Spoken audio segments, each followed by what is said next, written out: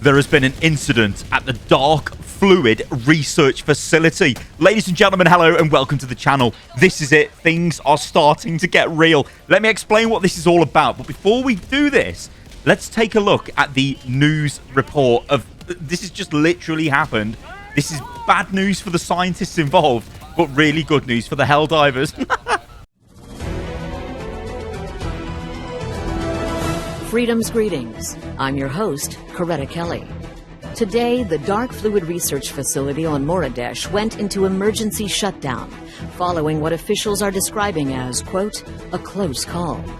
According to reports, the volatile exotic materials suddenly collapsed into a micro black hole that spaghettified 12 facility members before evaporating.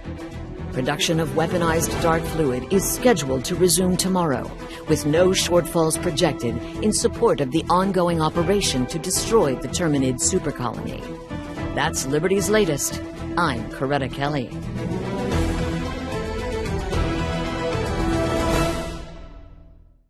Okay, so what's happening is the dark fluid is being turned into a weapon to try and destroy Meridia, which is, of course, the Terminid supercolony, because, well, I mean, the Terminids are getting out of control and we need to do something about it. So the Super Earth scientists are using dark fluid to make a sort of singularity black hole bomb. Now, you're probably thinking, what the actual hell is dark fluid? Well, let me tell you. I'll tell you what this is.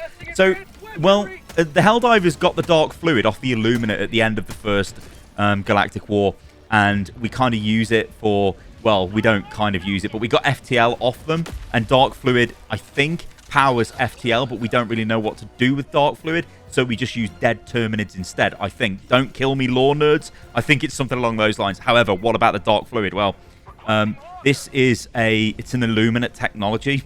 So what do you think is going to happen if we turn it into a giant bomb and create a massive black hole? What do you think might come through said black hole? Oh yes, this is the beginning, guys, of the Illuminate story arc. So I think what's going to happen, to go a bit wild with speculation, we're going to create this bomb at some point. Then we're going to go and blow up Meridia, or maybe we blow up another planet, but I'm pretty sure we're going to blow up Meridia. And then the Illuminate are going to come steaming in because, well, they've just detected us using a shed load of their dark fluid. Also, maybe they need this to get back into the galaxy. Because remember, the Helldivers kicked the Illuminate out of the galaxy at the end of the First World War. World War? No, it was Galactic War. This is. I love this game. I just love it. I just love it when this happens. So this is the new major order. It is in effect right now. It's Operation Enduring Peace, Phase 1. The time has come to address the Terminid supercolony on Meridia. Using an experimental substance weaponized by our top scientific minds, the Helldivers will conduct a targeted strike to permanently end the threat posed by the supercolony. Super Earth's top scientific minds have gathered on Meridia to weaponize a highly classified experimental substance known as dark fluid. Dark fluid is a form of synthesized exotic matter liberated from the Illuminate following the First Galactic War. In a scientific breakthrough, our scientists have used it to engineer a solution to the Terminid supercolony on Meridia. The first phase of this operation is to secure a route to Meridia and hold the staging ground until sufficient quantities of dark fluid can be weaponized and deployed. This is the priority. All other territorial losses are acceptable to ensure the loss, the success, I should say, not the loss of this operation. So there we go, guys. This is the start of a major story arc in the Helldivers 2 world. The Illuminate will be here at some point. This is the first mention of them, I think, in a mission order in game. I think the Democracy Officer does talk about the Illuminate every now and again. But yeah, it's getting real. It's getting real, and this is probably what we need, an injection of new enemies and new content. And yeah, also remember, guys, there is a patch coming fairly soon. Hopefully this comes tomorrow. If you're watching this video today, then that would be on Tuesday the 28th of May 2024, which should include balance updates. And we know that Twinbeard has said there's going to be new content, so yeah, hopefully we get, well, new mission types with this Illuminate shenanigans that's on the go. Right, let's talk about the Emancipator Mech. This is a really interesting one. So there's a load of like ultra clickbait videos out there on YouTube. And I know, yeah, that's part of the game on YouTube, getting attention and whatever. But calling the Mech trash, the Mech's terrible, it's no good, it's the worst thing in the game. And I'm sitting there thinking, am I playing the same game as these people? But the more you drill into it, the issue with the Mech is the fact it's not very good against Bile Titans. And also, it's not particularly very good against anything with heavy armor, really. So it's not very good against chargers either. Now, okay, yeah, it's great against tanks because you can shoot them in their exposed vent at the back. But if the tank's staring right at you, then you ain't really got much options. You can try and hit it in the side, but it's going to take you a lot of hits to actually destroy the mech or the tank. Now, there was a spreadsheet flying around on Reddit. I'm not going to put it into this video, but just to sort of ad-lib some of the figures. I think they were saying there's about 60 penetration damage on the mech as opposed to other weapons, which have got much higher rating. So basically, it means you're only doing like 60 damage to heavy armor with it, and you're basically spamming. Like these figures, guys, don't quote me on them. But basically, the end result is we're having to use a ton of ammunition from the mech to defeat heavy armored targets. Especially Bile Titans, and Bile Titans being the main offender. Now, the more you play with the mech, you'll realise when a Bile Titan shows up, you need to literally empty half of your ammo into its head to kill it. That's a lot, right? That is a lot, considering the weak point of these mechs is the fact they don't have a lot of ammo. And that makes sense from a balance perspective in some ways, although I honestly believe, whatever, screw balance in that way. We should just have quadruple the ammo. It'd feel amazing. Or at least have some way to reload the mech. Hey, Arrowhead, give us a reload stratagem for the mech. But I think that the fact is the Bile Titan is in the game, and it is so difficult to defeat the Bile Titan at the moment. Now, a couple of people have been picking up on this on Reddit, and I was coming to this conclusion myself, where the more you think about it, yeah, the charger is annoying, right? But you can sort of deal with the charger.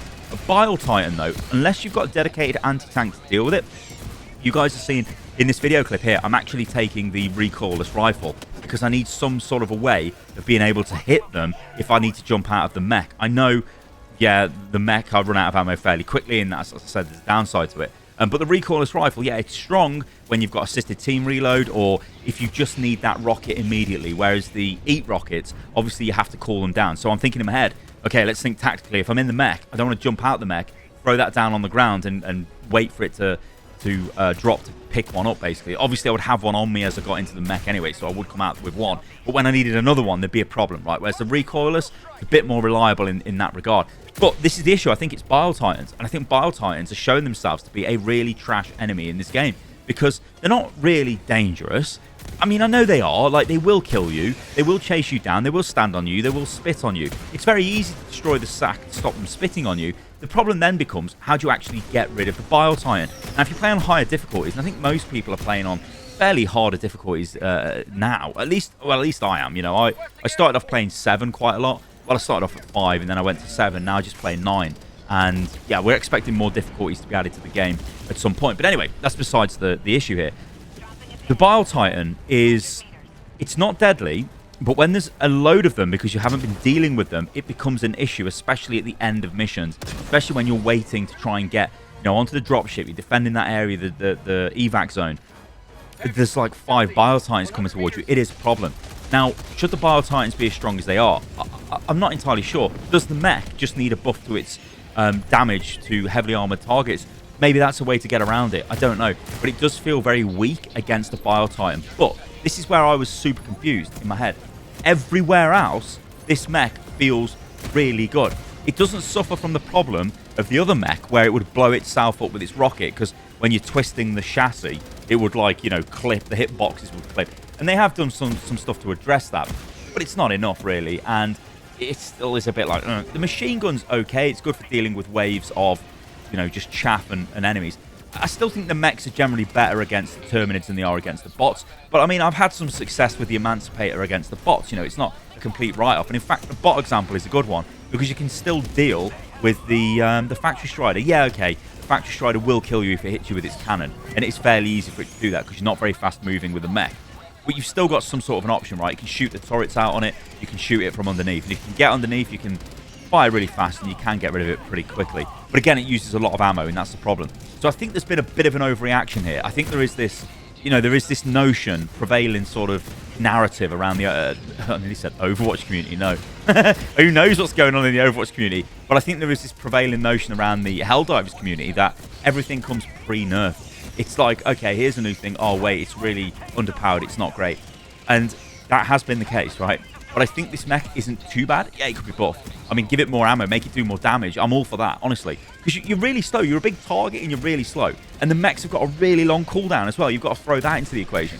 So I can understand sort of both sides of the story, but I don't think this is broken. I don't think it is just some absolute garbage weapon that's got like no use. I think it just struggles against Bile Titans, and that's a problem, because if Bile Titans are like, you know, moving in on your group, you're like, we've got to deal with this.